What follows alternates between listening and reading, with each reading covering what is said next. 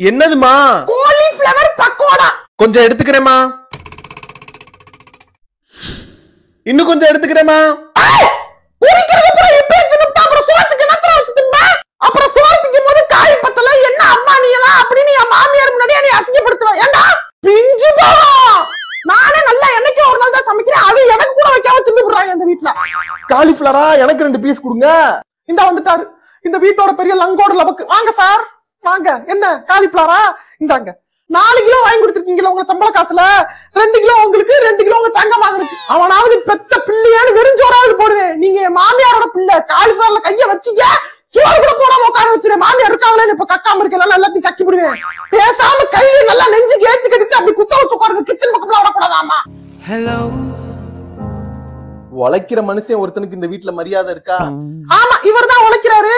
நாங்கெல்லாம் இப்படி கால் மேல கால் போட்டுக்கிட்டு நல்ல ஜாலியா ஹாயா உட்காந்து சாப்பிடுறோம். வந்துட்டு ஒரு பெரிய கவுசரு உழைப்ப பத்தி பேசுறதுக்கு.